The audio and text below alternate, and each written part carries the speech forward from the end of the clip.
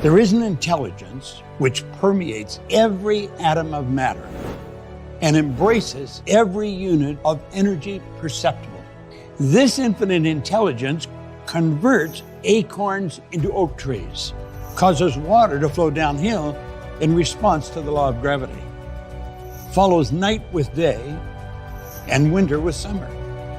This intelligence may, through the principles of this philosophy, be induced to aid in transmuting desires into concrete or material form. But does it really work in the real world? There's only one way to find out.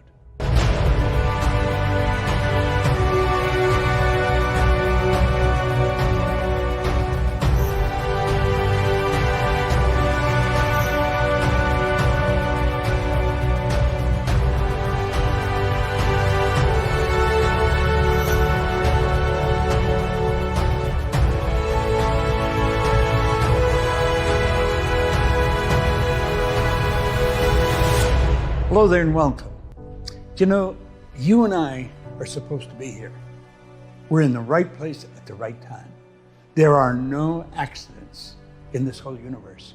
Everything operates in an orderly way. You've been wandering around, I would imagine, with a desire inside that you really want to improve any or maybe all areas of your life. What you're going to hear will enable you to change that.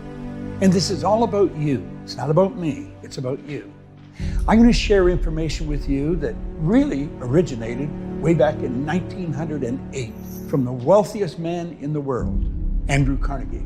He commissioned a young reporter to go out and find the laws that govern success. There were successful people, himself, Henry Ford, Thomas Edison, some of the giants that we look at in history as names that they'll live forever.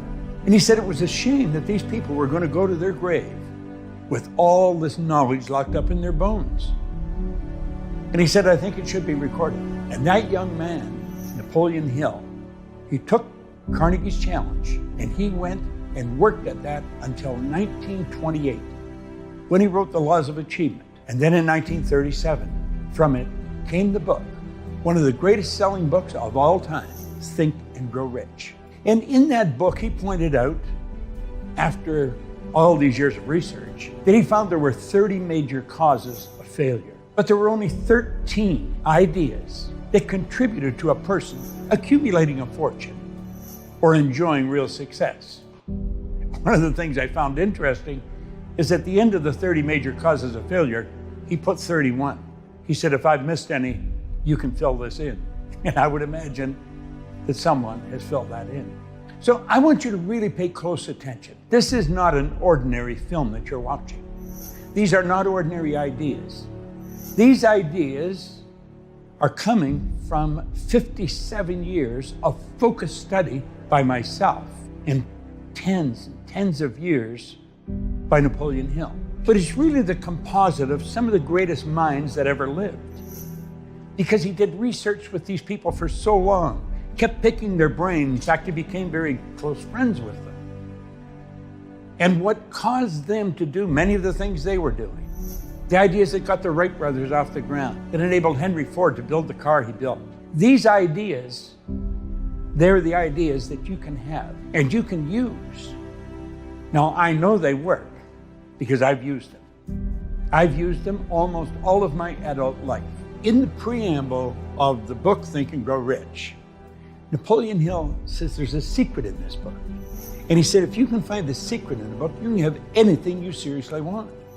Naturally, I'm wondering, what's the secret when I first started to read the book? Do you know, almost every seminar that I've ever spoken in, or any convention I ever spoke in, I talk about that, and people say, what's the secret? I said, you know, if I told you what the secret was, you're not going to look for it. And if you don't look for it, you're not going to find what you really need to get to where you want to go. I have never told anyone what my perception of that secret is. But he pointed out that everyone who found it and used it has earned millions of dollars. They have built very large organizations, and he names them one after another after another. Very impressive names. Every one of them found the secret. You're going to find the secret in these 13 principles, believe me. One day I took a pen and I sat down and I said, I'm going to build a company that operates all over the world. I had absolutely no idea how I was going to do it. But you know what I've found? You don't have to know how you're going to do it. You just have to know you're going to do it. So if you've got a desire to build something, to do something that's extraordinary for you, I can promise you one thing. If you will focus on what I'm suggesting, I'm going to show you how to do it.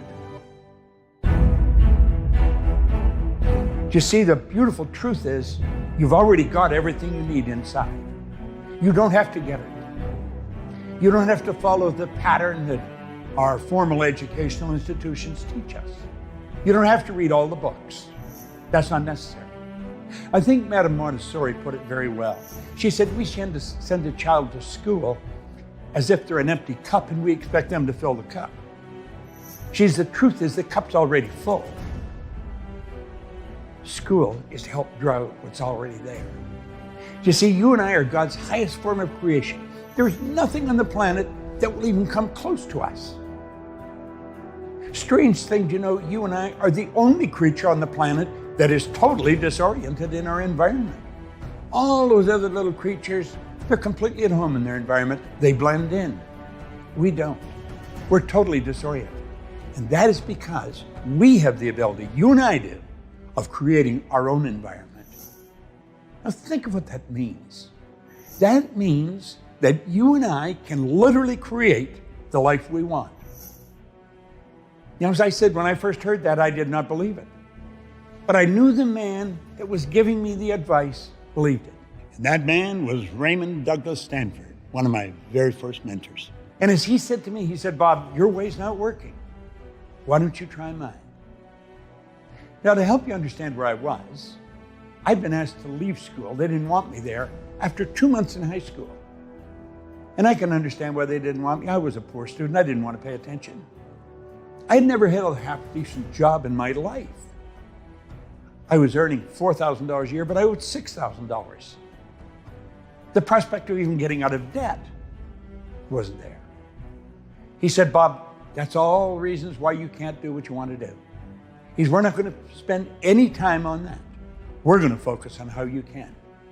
This idea has been proved by people much smarter than us. And the beautiful truth is, it works for everyone. Not just some people, for everyone. And I think this thing is stuck in my mind. He said, your way's not working. Why don't you try mine? Now spend a moment right now and ask yourself, what would you really like to do? I mean, what do you really want? Do you know, the truth is your spiritual DNA is perfect. We hear a lot of talk about DNA today. Well, if you get past all the nonsense that's been programmed into our subconscious mind from genetics and in our environment, and get right down to the core of who you really are, your spiritual DNA is perfect. And it's that perfection that's seeking expression with and through us. That's why we want things. It doesn't matter what we're doing, we want more. Now, as a little boy, I was taught by my grandmother, who pretty well raised me, that you should be satisfied with what you've got. Grandma was a dear woman. She was like an angel of God, but she was wrong.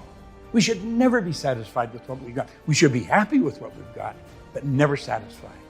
You see, dissatisfaction is a creative state for our mind to move into. It causes us to want to do more. We should ask ourselves where those wants come from. Do you know it's that perfection within that keeps jabbing you in the consciousness?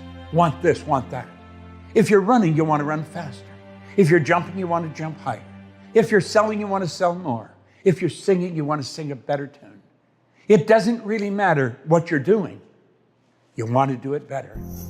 And the beautiful part of this is you can. You see, I have practiced all 30 rules for losing. I know them well. None of them work. They'll never give us what we want. But I have spent many, many years on the 13 principles of success that have helped millions of people earn millions of dollars. You just see, the one criteria is it doesn't matter where you're at right now. If you are very successful, you can become more successful because you have infinite potential. No one can even guess at what you and I are capable of doing. If you've been failing miserably up till now, that doesn't matter. Let the dead bury the dead. We let the past go. And we just focus on who we are, where we are, and what we're going to do. These 13 principles all come together like a beautiful mosaic. Now, although I will explain each one, I don't think you can talk about one without the other. We're getting into ideas like desire, decision, the sixth sense, organized planning. All these ideas are so important, and when you first look at it, it may seem overwhelming. How would I ever be able to do this? It isn't even difficult. We're going to give you a path, and you get on that path, you're going to have an absolutely phenomenal future. The future will be beautiful. Oh, you'll have some problems. We all do. I still have, and I've been working at this for all my adult life. But you know something? Our perception of the problem is different because we see the opportunity in it. If we didn't have any problems, we would be living a pretty dull life. We wouldn't be living at all, we'd be existing. So as we go along here, really focus. Don't treat this as some self-help program. It goes so much deeper than that. It's so much more important. There's been so many hours by brilliant people that have used this information, that have tested it for many, many years. You have the opportunity now to put all this to work. And as you put it to work like that, you'll start to see changes happen. You give yourself a window of time, maybe 6 months, a year, 2 years. You're going to look, your perception of your life will shift so dramatically. You'll think you were reading about somebody else's life when you look back. I often say you're going to need a telescope to look back and see where you started. Now that may sound like an exaggeration, but it's really not. Remember I said I was $4,000 in debt? Or I earned $4,000 and I owed $6,000? I've earned millions of dollars. Now I don't say that to impress you, but to impress upon you, if a guy like myself can do it, anybody can do it. It's pretty well known today there's a lot of fear in the world. People are wondering what's going to happen. We've gone through many tough times if you study history. I was born during the Great Depression. So I was of an age then, I remember some of the things as a little kid. Then we went into a world war. And when the Depression ended, it was sort of like a theater where the lights were out. It was empty, but the lights started to come up. And things started to get brighter. And of course, they became very bright. So the fear, don't let fear control you. Fear is a negative emotion. By following these principles, you're going to be on the other side of fear, where there's faith. There's a law of the universe called polarity. That law decrees everything has an opposite. Every negative has a positive. The truth is, it's neither positive or negative. It's our thinking that makes it so. Everything just is. We can make it what we want.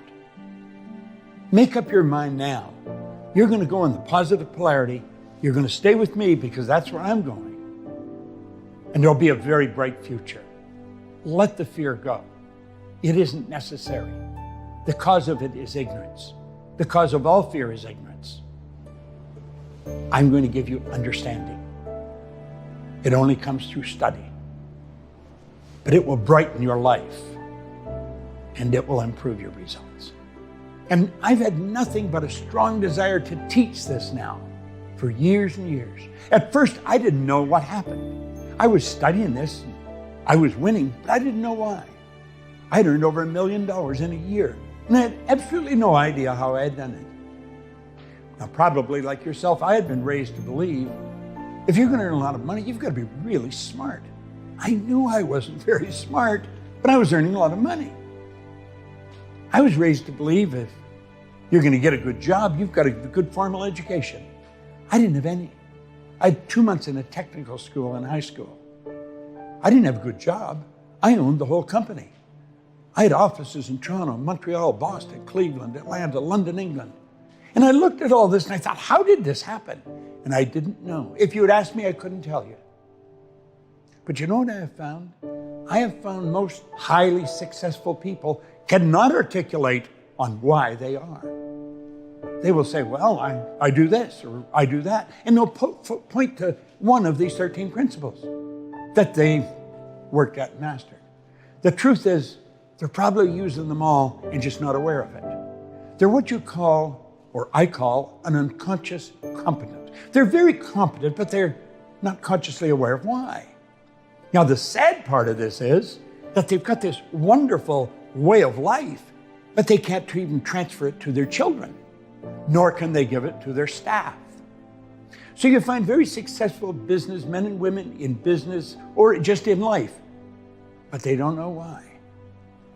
Well, I got very curious. I wanted to know why. Why did a guy like me change? I didn't believe there was an emotional or capricious God reached out and said, let's give Bob a chance. I didn't believe that. I thought, something's happened. What's happened? Well, I spent 9.5 years studying with some absolutely brilliant people. Now, I formed a good habit over that time. I picked good mentors, and that's very important. You can use these films as a mentor. You can. You can let me be your mentor. You know, I've often heard it said people that have been gone for a couple of thousand years can help you more than somebody that's alive today. And I get a lot of help from people that have been gone for a long time through their books and writings. So you could use this series as a mentor.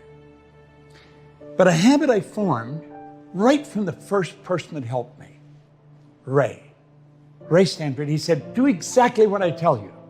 And for some reason, I decided I would. I didn't question him, I just did it. He said, do it until you find out I'm lying or I don't know what I'm talking about. And he said, I don't lie, and I do know what I'm talking about. So I'm going to say that to you, and hopefully you'll grasp it the same as I did. Do what I suggest in these films until you find out I'm lying or I don't know what I'm talking about. I don't lie. And believe me, I do know what I'm talking about. Many years ago, they said, by their results, you'll know them, or by their fruits, you'll know them. Well, I'm 84. I've got as much energy as many people, 24 or 44. I've earned millions of dollars. I have wonderful friends all over the world. And this came to a guy that started with nothing.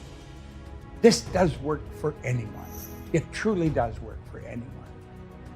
So dig into this and say, I'm going to give this a whirl until I find out he's lying or he doesn't know what he's talking about.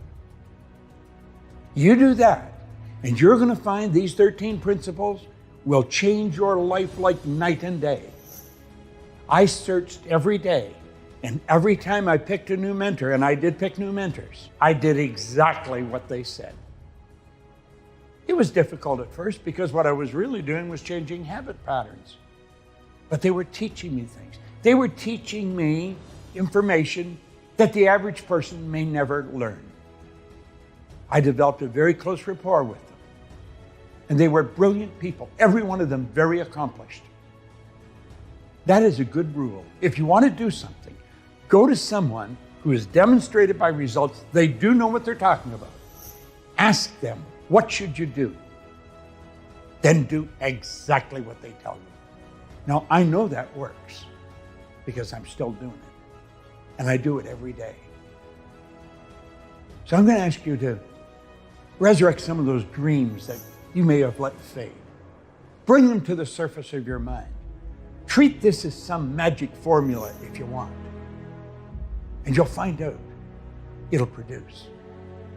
I once read where a writer said, you know, when you really understand how the magicians perform their tricks, it isn't magic any longer.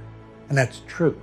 I work conventions every now and then, and there's a magic act at the convention. They'll ask me to take part in some part of it. So to do that, I have to understand what they're doing. And I found out it's hard to believe. Wonder why the audience doesn't see this. When you understand the trick, it's not magic. But when you understand life, it's really magic. And that's what you're going to find. That's what you're going to find all wrapped up in this. It's absolutely incredible. To understand these 13 principles, this absolutely incredible philosophy, I think we should go back to where it all started. And as you get involved in this, as you mentally build this image in your mind, you're going to see how all this has fallen in place. And it's absolutely incredible the more you think about it. Now, I have been studying this for so long, it's really a part of my life. But we have to go way back to 1908. Things were pretty primitive then relative to today. We weren't moving at the speed we're moving at now. Napoleon Hill was a young reporter for a little magazine. And someone, probably the editor, decided they would run a series of articles of interviewing wealthy people. Hill was fortunate enough to get an interview, a 3-hour interview, with the wealthiest man in the world, Andrew Carnegie. And he went and he sat and he interviewed him. Now, unbeknownst to Napoleon Hill, Andrew Carnegie was looking for someone that he could give a big project to. And he hadn't yet found anyone. At the end of the 3-hour interview, Andrew Carnegie said to Napoleon Hill, "Napoleon, this interview isn't ending, it's just beginning. I want you to come home with me." Hill said he was glad he took him home because he didn't have enough money to rent a hotel room. He spent 3 days with Andrew Carnegie, the wealthiest man in the world. Now think of this.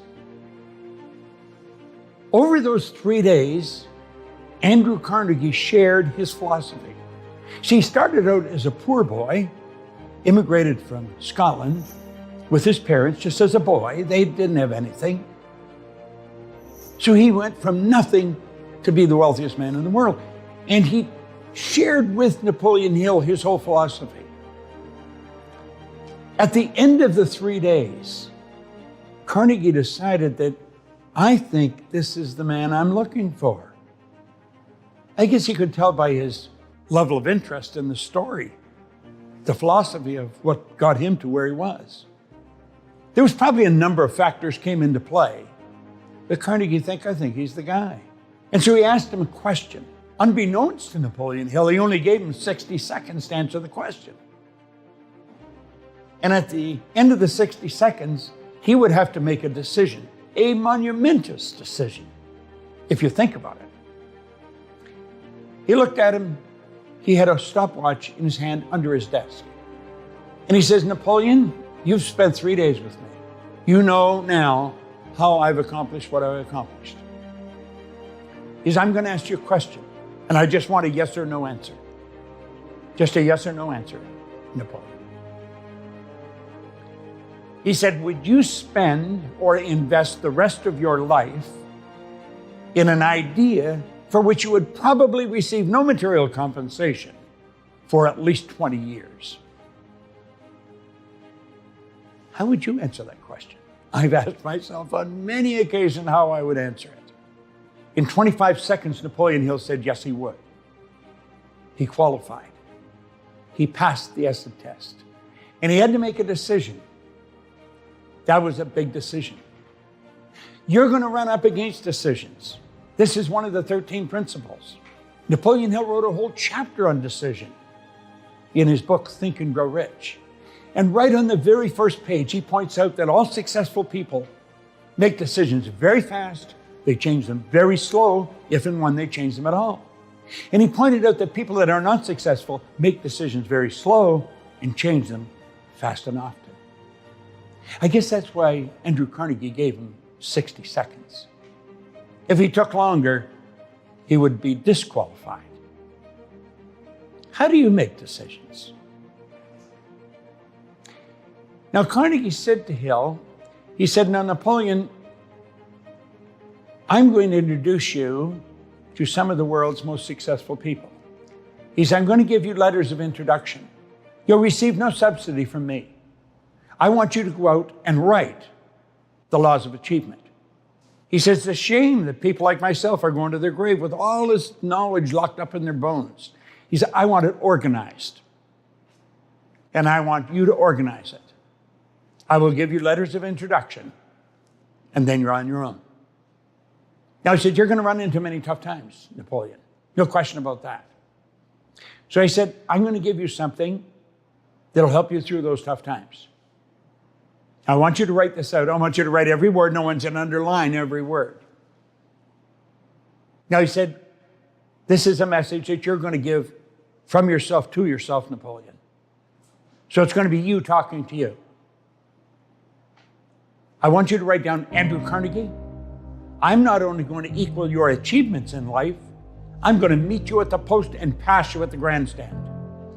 Well, as the story goes, he threw his pencil on the floor. He says, now you know darn well I'm not going to be able to do that. He says, I know you're not, Napoleon, unless and until you believe it. But I want you to repeat that every morning, and I want you to repeat it every night. I want you to look in the mirror, and I want you to repeat that. Looking in your eyes, say, Andrew Carnegie, I'm not only going to equal your achievements in life, I'm going to meet you at the post, and I'm going to pass you at the grandstand. Now, that wasn't an easy thing for Hill to do. He was living with his brother. He had promised his brother that he was going to pay for him to go through college. Now he was going to have to go home and tell his brother he couldn't do that. He had a project that he was working on. It was going to take all his time. And it was going to take every cent that he could get for himself. Then he was afraid to tell his brother what he was going to do because he thought his brother would think he had lost his mind. He's going to work on a 20-year project. Nobody's giving him any money. Nobody's going to pay him. The first day he went and he locked himself in the bathroom. And he looked in the mirror and he whispered it. Andrew Carnegie, I'm not only going to equal your achievements in life, I'm going to meet you at the post and I'm going to pass you at the grandstand. Now he said he felt when he was saying like he was a darn fool. He said, this isn't going to happen. But he said, I made a commitment that I would do this, so I better do it. So every morning and every night he would do this. Now, he had committed that he would do it for 30 days. Around the middle of the month, he started to think maybe it could happen. By the end of the month, he knew it would happen. Now, I've done a fair amount of study on this over the last 50 years, and anything I've been able to discover is that Carnegie made somewhere in the vicinity of 50 millionaires. Some people say 20. I've read 23. I've read 50. Napoleon Hill has made millions of millionaires. So you see, he did equal his achievements. He went past his achievements, and he did pass them at the grandstand. Here's a poor boy, a young cub reporter for a magazine. How did he do that? Why did he do that? I think he did it strictly on the belief that Carnegie wasn't going to ask him to do anything that was unjust. But why is it that all successful people make decisions very fast and change them slow? And he found out that was true in his research with all these giants. Well, you know, I have never stopped studying it. I probably never will stop studying it. And I'm going to show you something about decision that has the potential to change your life forever. You see, I wanted to know, why do successful people make decisions when they have absolutely no idea how they're going to make it happen? There's a reason for it. Now, many of them are unconscious competence. They don't know why they do. That's just the way they do it. You can become a conscious competent. That's what I'm going to show you. Now, do you see, it all starts with our own thinking.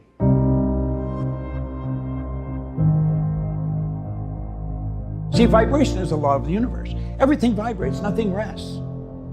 Look at the walls around you. They're vibrating. They appear to be still. They're really not still. Look at them through a microscope. You'll see the energy dancing in front of your eyes. Go take a look at a body in a coffin. Now, you'll think I'm really losing it here, but listen and think. Look at the body through a microscope. It is not dead. That body's moving. It's moving so fast it appears to be still. And if it wasn't moving, how would it ever change to dust?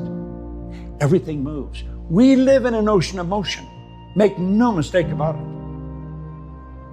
Every level of vibration is referred to as a frequency, and the beautiful truth is we think on frequencies. Do you know that every great leader that has ever lived, every one of them, they've been in complete unanimous agreement. On one point, they've disagreed on virtually everything else. But this one point they've been in agreement on, that we become what we think about. Solomon put it very well. He was a pretty bright guy. He said, as a person thinketh in their heart. It's not just the thoughts that are running across the screen of your conscious minds. It's the ones you internalize. We truly do become what we think about. See, the thoughts that we're thinking produce the results that we're getting. But remember, I pointed out that we're never satisfied with our results. I don't care how they are. You can be happy with them. You can even celebrate some of them. But you're going to want to do better. And that is because you're a spiritual being, and spirit's always for expansion and fuller expression. It's never for disintegration, and nothing stays where it is. Nothing. We do live in an ocean of motion.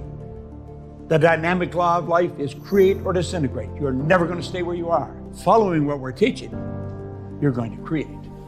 It's a beautiful part.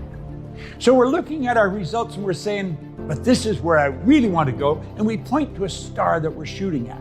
And we make a decision, that's what I'm going to do. Unfortunately, everybody does that. And 90-some% say, when this improves, then I'm going to do that. Do you know, it'll never happen. It will never happen because you're not on the right frequency. And you see what happens here, pretty soon the decision fades. And when it fades, so does the goal. The goal disappears. Somebody said, I thought you were working. Yeah, well, I am. I'm still working at it. Do you know what the problem is? You're thinking on the wrong frequency. You see, your thought is down here on the frequency that you're living on. But the way to do what you want to do is not on that frequency. Clearly understand this. All science and all theology, the only two sources of reference we have to go to, tell us nothing is created or destroyed. The way to do anything is already here. Space travel, we've always been able to do it. We just weren't aware of how. You know the neat little cell phones we've got that pretty soon will be obsolete? We've always been able to do that. I remember back when we had the party lines. Hardly anybody had a phone. And then when they got one, they got a party line. Everybody's on the line. We were able to build beautiful little cell phones then.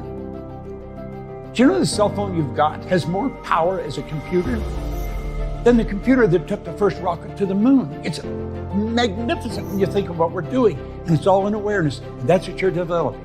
You're developing awareness. See, the awareness to do everything is already here, but you've got to get on the frequency that it operates on, because everything operates on a frequency. If you phoned your Uncle Harry, you wouldn't expect your mother to answer the phone. Why? Because you dialed Harry's number. You got on Harry's frequency. That's what the number is. It's a frequency. And there's a zillion of them. We know there's an infinite number of frequencies. Everything you want is already here. What you have to do is attract it. And you know something? You're going to learn how to do that. You see, what we really have to do, we need to make a paradigm shift. We're programmed to operate the way we're operating. Why would 97 or 95% of the population keep using a losing formula? They don't know they are. They're giving it everything they've got. We had to shift our thinking. We've got to shift the paradigm. Do you know many of the beliefs and the ideas that are controlling your decision-making right now? They were established by some great-grandparent who lived in a different time. But all that stuff is passed down in the genes. It's called genetic conditioning. We got to change that. You see, while you're thinking way down here on this lower frequency, the way to do what you want to do is way up here on a higher frequency. And what's required is a committed decision. A committed decision is when you do it regardless. And when you make a committed decision, this is what I'm going to do. You flip your brain onto that higher frequency, and the way is shown. Now we're going to talk about your sixth sense, your intuitive mind. because that's how it comes to you. You're tapping into universal intelligence. That's what all highly successful people do. Whether they know they're doing it or not is irrelevant. But that's what they're doing. That's what you're going to learn how to do. See, the only criteria you have to have when you set a goal is, do you want it? Do you want it? Doesn't matter how you're going to do it. It doesn't matter where the money's coming from. I once heard a cute story where the Maharishi, when he was taking transcendental meditation or decided he was going to take it to the world, one of his close associates said, "Where's the money going to come from?" He said, "Wherever it is right now." I always thought it was such a beautiful answer, because the truth, everything you need, everything you want is already here. Nothing is created or destroyed. I didn't dream this up. It's the way it is. All science, all theology tell us that. The way to get the moon was already here, always here. When President John Kennedy asked Dr. Wernher von Braun, who's considered the father of the space travel, what it would take to build a rocket that would carry a man to the moon and bring him back safely to Earth, von Braun answered him in 5 words: the will to do it. The will to do it. Will is a mental faculty that gives us the ability to concentrate. You got to concentrate on what you want. That's all you can concentrate on. And that will keep you on the frequency that you have to be on to attract everything that you need to get there. This is so important. You see, I believe decision where it all starts. It's where it all started for Napoleon Hill. It all started when Carnegie asked him, "Are you prepared to dedicate the rest of your life to an idea for which you'll probably receive no material compensation for at least 20 years? How would you answer that? You see, he didn't know how to do that. He didn't even believe he could. Do you know what I found? When you set a goal, you don't have to believe it. If you keep repeating it, you'll come to believe it. If you tell yourself a lie often enough, you'll believe it. Way back in 1900, William James from Harvard, he said, "Believe, and your belief will create the fact." So true, and so misunderstood. So what do you want? Compare your dream to Napoleon Hill's idea. Just compare it for a moment. Your idea is probably small by comparison, but if you don't know how to do it, if you don't know where the money's coming from, if you don't know where the help's going to come from, it'll probably seem large. When I took my pen and I sat down and I wrote, I would build a company that operated all over the world. I had no idea how I was going to do it. I certainly didn't have the finances to it.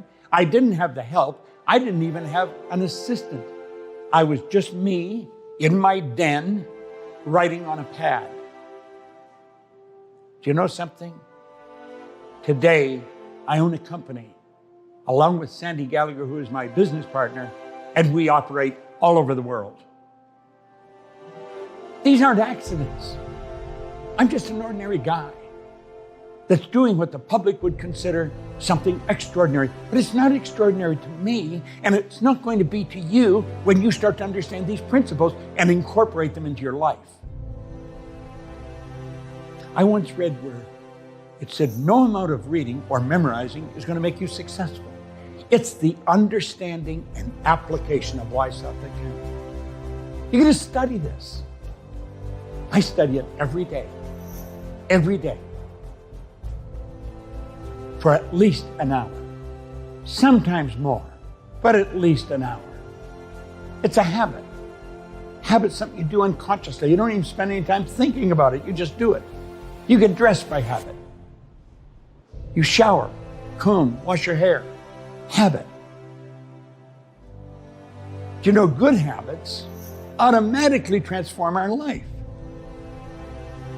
The one thing you need if you want to move higher is a greater awareness. People are not earning $100,000 a year because they want to earn $100,000 a year. They're earning $100,000 a year because they're not aware of how to earn $100,000 a month. People aren't alone and lonely because they enjoy being alone and lonely. They're alone and lonely because they're not aware of how to build meaningful relationships. People don't struggle all of their commercial career because they enjoy struggling. They're struggling because they're not aware of how to knock those blocks down that are all inside. It's never outside. It's never another person. It's never a condition or a circumstance. It's always lack of awareness. This is such beautiful information. I've been living with it for a long time. I don't even know how you'd live without it. In fact, I don't think you can. You merely exist. And unfortunately, that's the way most people go through life. Do you see, our educational institutions is not giving us this kind of information. They really don't. They really believe the secret is read the book, remember what's in the book, and be able to repeat it. Answer the questions, more right than wrong. You'll pass, you get the degree. Well, we've got people graduating from some of the most prestigious universities in the world every year with multiple degrees that are having difficulty finding work, that are broke. How does that happen? And yet you'll find other people who are functionally illiterate, they can neither read nor write, that are earning millions. How do we account for this? You're going to find that out as you study this. It's got nothing to do with anything outside of ourselves. Education isn't answering what's in the book. Education comes from the Latin educo, meaning to educe, to develop, or to draw from within. Remember I said, everything's already here, omnipresent? That's within us. Madame Montessori was right. Napoleon Hill was right. Carnegie knew the right question. Hill knew how to answer it. What are you going to do with the rest of your life? That's your question. You got to make a decision. You follow this, you can do whatever you want.